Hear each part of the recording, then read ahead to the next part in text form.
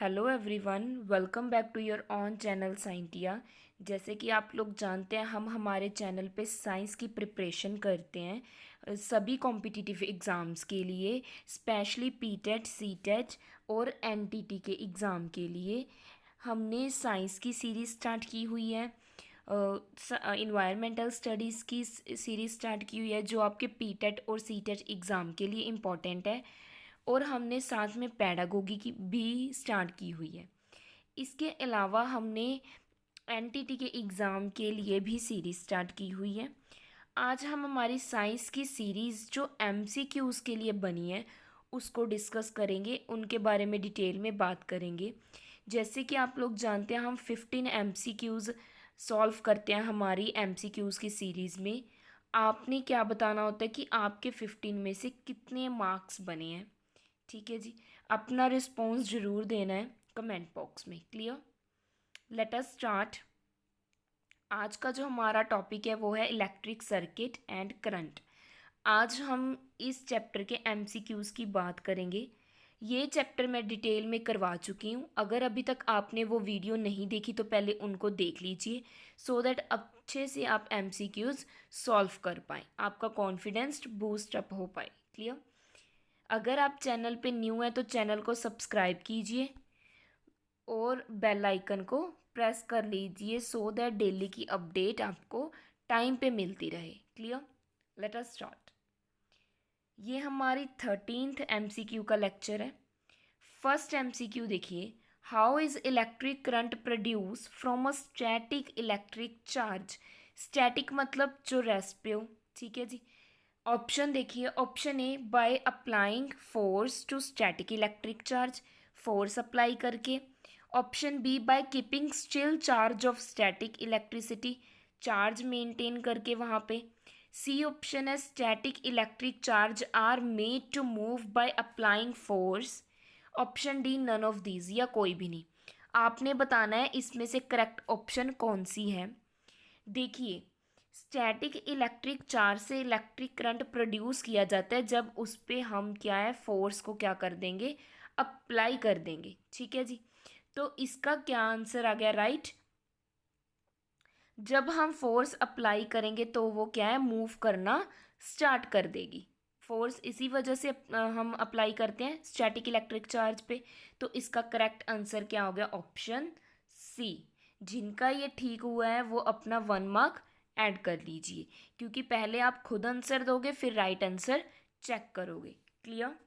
Second MCQ देखिए, the charge of electricity in a solid conductors are.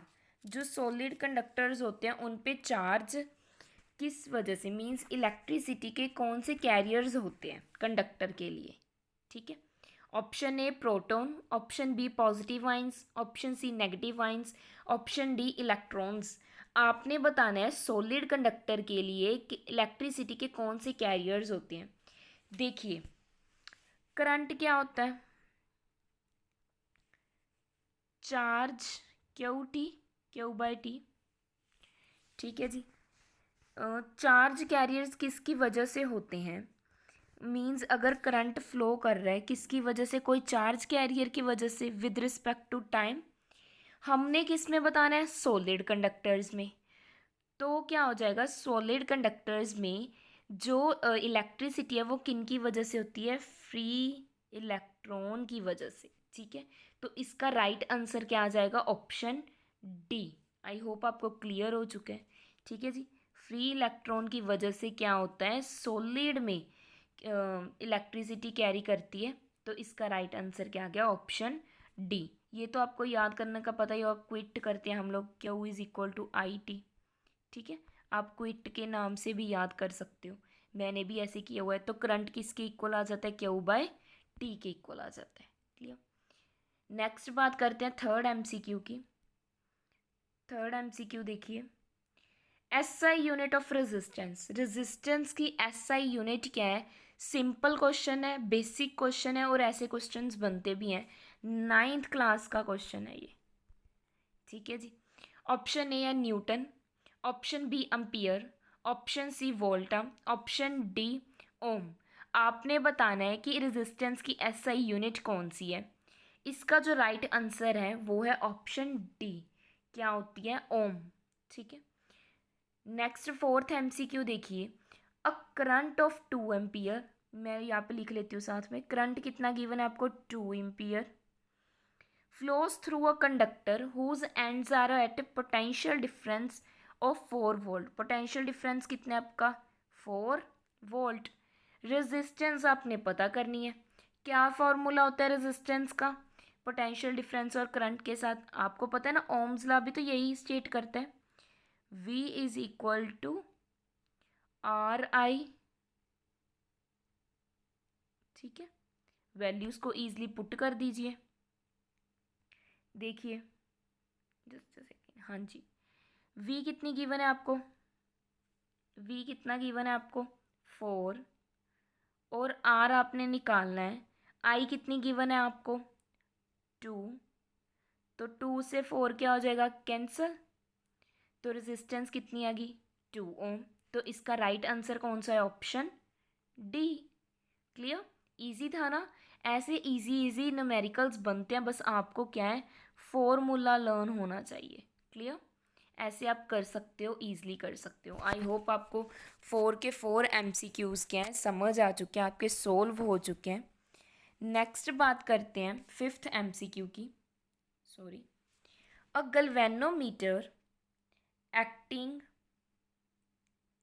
As a voltmeter will have, जब क्या है galvanometer volt meter की तरह act करते हैं, तो कैसे करते हैं, मीन्स क्या कंडीशन होती है, a high resistance in parallel with coil, a low resistance in parallel with coil, means coil के साथ लो रेजिस्टेंस होगी और पैरेलल अटैच्ड होंगे, a high resistance in series with its coil, a low resistance in series with its coil. आपने बताना है इसका correct answer क्या होगा, गैल्वेनोमीटर वोल्ट मीटर की तरह कब एक्ट करता है। ठीक है जी, देखिए ये पीटेट में आया हुआ पेपर है 2014 में, पीटेट का क्वेश्चन है तो ये इम्पोर्टेंट बन जाता है क्योंकि क्वेश्चंस रिपीट भी होते हैं। 2014 का क्वेश्चन है ये जो एग्ज़ाम में आया था। जो वोल्ट मीटर है ना, उसका जो रेजिस्टेंस है वो कनेक्ट करता है पैरेलल विद सर्किट, ये तो हमें पता ही चल रहा है। तो वैसे तो वोल्ट मीटर का जो सर्किट होता है, मींस जिसकी रेजिस्टेंस है वो कैसे कनेक्ट करता है, पैरेलल। बट अगर आपने गैल्वेनोमीटर को वोल्ट मीटर में कन्वर्ट करना है तो उसकी जो रेजिस्टेंस है वो कैसे होगी, हाई तो होगी होगी, साथ में क्या होगी, सीरीज में अटैच्ड होगी। दोबारा रिपीट कर रही हूँ मैं ये क्वेश्चन, जो वोल्ट मीटर है उसका जो रेजिस्टेंस होता है वो सर्किट से पैरेलली अटैच होता है, पैरेलल अटैच्ड होता है। ठीक है, बट अगर मैं बात करूं, अगर वोल्ट मीटर गैल्वेनोमीटर की तरह एक्ट कर रहे हैं तो उसके लिए मींस कन्वर्ट करने के लिए गैल्वेनोमीटर को वोल्ट मीटर में, तो जो कॉइल के साथ सर्किट बनेगा वो कैसा बनेगा, सीरीज में बनेगा, और जिसकी रेजिस्टेंस क्या होगी, हाई होगी। ठीक है जी, हाई रेजिस्टेंस होगी और सीरीज में क्या होंगे, अटैच्ड होंगे। Next is sixth MCQ, Kirchhoff's first law that is E I is equal to zero, या फिर ऐसे लिख सकते हो, हाँ जी, summation I is equal to zero at junction deal with conservation of, Kirchhoff's जो लॉ है हमारा, किरचॉफ लॉ है वो किससे डील करते हैं, जब क्या है हमारा करंट क्या हो जाता है ज़ीरो जंक्शन पे, वो क्या कंजर्व करता है, किरचॉफ्स फर्स्ट लॉ आपको पता होना चाहिए। ऑप्शन देखिए, ऑप्शन ए है charge, option B momentum, option C energy, option D mass. आपने बताना है किरचॉफ्स फर्स्ट लॉ किस पे कंजर्व करता है, कौन सा उसका प्रिंसिपल है। इसका राइट आंसर है ऑप्शन ए, किरचॉफ्स फर्स्ट लॉ कंजर्व करता है इलेक्ट्रिक चार्ज को। ठीक है जी, जंक्शन पे ना, जो जंक्शन पॉइंट होता है वहाँ पे इलेक्ट्रिक सर्किट पे, जो इलेक्ट्रिक सर्किट का जंक्शन है वहाँ पे जो सम होता है ना करंट फ्लोइंग का, मैं लिख देती हूँ, जो सम होता है, मीन्स टोटल होता है करंट फ्लोइंग का, वो इक्वल हो जाता है sum of current flowing out of the node, जो नोड के बाहर क्या है फ्लो कर रहे हैं, मीन्स जंक्शन, नोड मतलब जंक्शन। ठीक है जी, दोबारा बोल रही हूँ, जो सम है करंट फ्लो कर रहा है जंक्शन पे, वो इक्वल किसके हो जाता है, sum of current flowing out of the junction. Clear, लिख लेना ये लाइन। तो इसका मतलब क्या होगा, किरचॉफ्स लॉ किस पे डिपेंड करता है, क्या कंजर्व करता है, चार्ज। फर्स्ट लॉ मेंशन किया हुआ है। आई होप आपको समझ आ चुका है। नेक्स्ट बात करते हैं सेवंथ एमसीक्यू की। देखिए, resistance of conductor is directly proportional to, जो रेजिस्टेंस होता है वो किसके डायरेक्टली प्रोपोर्शनल होता है, कंडक्टर का रेजिस्टेंस है जो। ऑप्शन ए देखिए area of cross section, option B density, option C length, option D melting point. आपने बताना है जो रेजिस्टेंस है किसी भी कंडक्टर का वो किसके डायरेक्टली प्रोपोर्शनल होता है।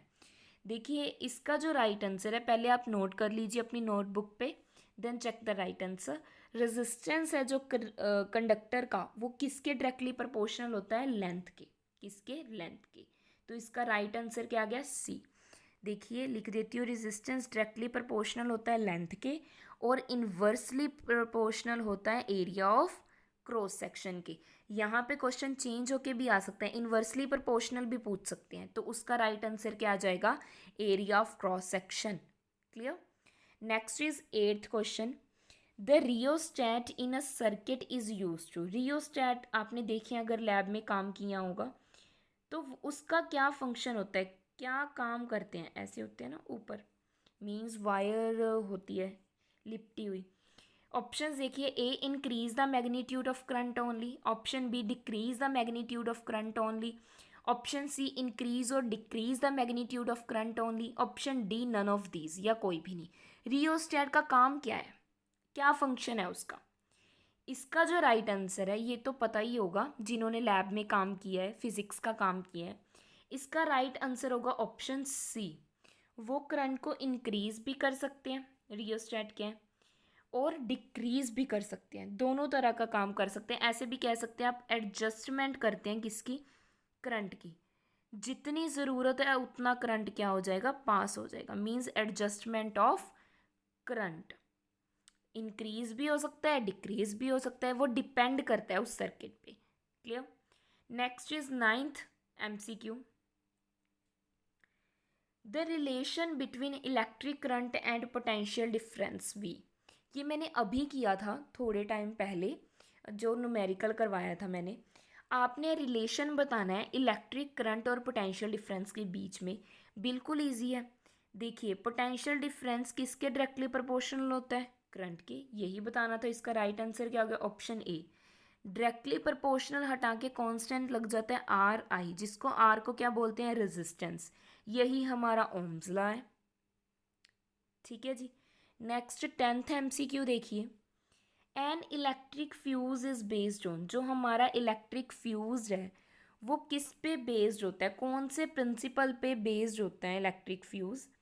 ऑप्शन ए है heating effect of current, option B है chemical effect of current, option C है magnetic effect of current, option D है नन ऑफ दीज। आपने बताना है कि किस पे बेस्ड है इलेक्ट्रिक फ्यूज का जो प्रिंसिपल है।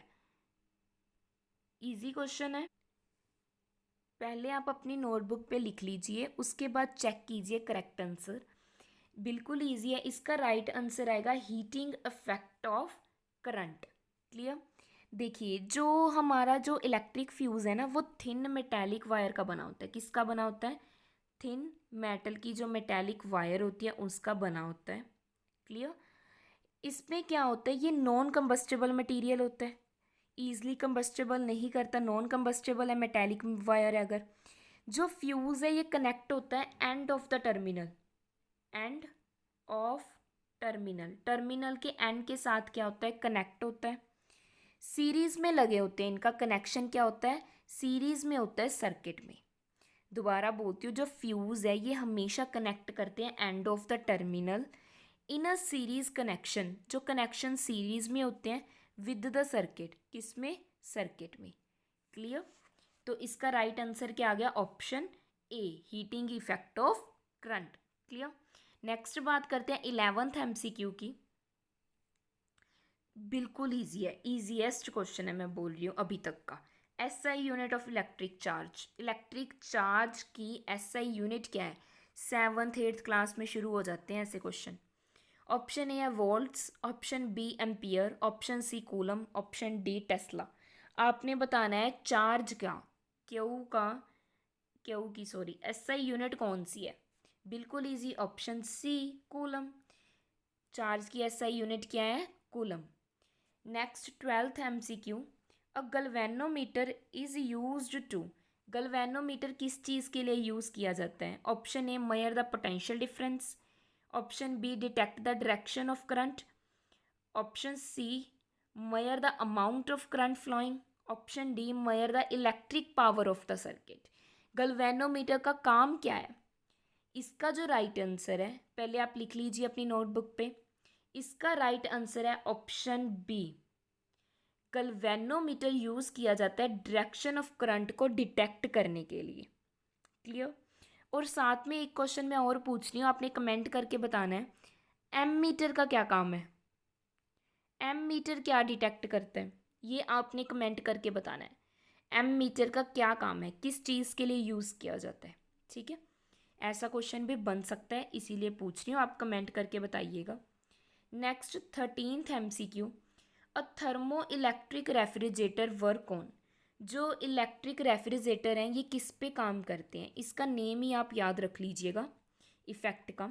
ऑप्शन ए है Joule's effect, option B Peltier effect, option C है सीबेक इफेक्ट, ऑप्शन डी है थॉमसन इफेक्ट। आपने बताना है इसका राइट आंसर क्या है, इलेक्ट्रिक रेफ्रिजरेटर किस पे काम करता है। इसका जो राइट आंसर है वो है ऑप्शन बी, पेल्टियर इफेक्ट। ये आपने डायरेक्ट लर्न कर लेना है। ठीक है जी। नेक्स्ट है 14th, the rate of flow of electric charge is known as, मैंने अभी पीछे चार्ज की बात की थी जिसका हमने यूनिट बताई थी कूलम, साथ में रिपीट हो गया। अब क्या पूछा है, जब इलेक्ट्रिक चार्ज फ्लो करता है तो क्या प्रोड्यूस होता है। Option A electric potential, option B electric current, option C conductance, option D none of these. आपने बताना है इसका राइट आंसर क्या है, चार्ज के फ्लो होने पे क्या होता है। इसका राइट आंसर है ऑप्शन बी, इलेक्ट्रिक करंट। जैसे जैसे चार्ज फ्लो होगा इलेक्ट्रिक करंट प्रोड्यूस होगा। आई होप आपको यहाँ तक 14 के 14 MCQ क्लियर हो चुके हैं, समझ आ चुके हैं। नेक्स्ट बात करते हैं लास्ट MCQ की, 15th MCQ की। Which of the following cell can recharge again and again, ऐसा कौन सा सेल है जिसको आप दोबारा रिचार्ज कर सकते हो। ठीक है, दोबारा यूज़ कर सकते हो रिचार्ज करके। ऑप्शन ए है dry cell, option B lithium cell, option C nickel cadmium cell, option D simple cell. आपने बताना है ये कौन सा सेल है जिसमें से आप क्या है मीन्स सेल को बार बार रिचार्ज करके यूज़ कर सकते हो अगेन एंड अगेन। ठीक है, इसका जो राइट आंसर है वो है ऑप्शन सी, निकल कैडमियम का जो सेल है उसको आप रिचार्ज कर सकते हो और दोबारा यूज़ कर सकते हो, अगेन यूज़ कर सकते हो। आई होप आपको समझ आ चुके हैं 15 के 15 MCQ। अगर आपका कोई भी डाउट है तो आप कमेंट कर सकते हो, और आपके 15 में से कितने मार्क्स बने ये आपने ज़रूर बताना है। वीडियो को लाइक कीजिए, शेयर कीजिए अपने फ्रेंड्स के साथ, कमेंट कीजिए, और अगर आप चैनल पे न्यू हैं तो चैनल को सब्सक्राइब कीजिए, बेल आइकन को प्रेस कर लीजिए, और कोई भी आपको प्रॉब्लम है तो आप कमेंट करके पूछ सकते हैं। साइंस के किसी भी टॉपिक के रिलेटेड आप कोई भी क्वेश्चन पूछ सकते हैं। ठीक है जी। आई होप आपको आज के 15 MCQ समझ आ चुके हैं, और आपने फीडबैक प्लीज़ दीजिए कि आपके 15 में से कितने मार्क्स बने हैं। Clear. Thank you so much, all the best.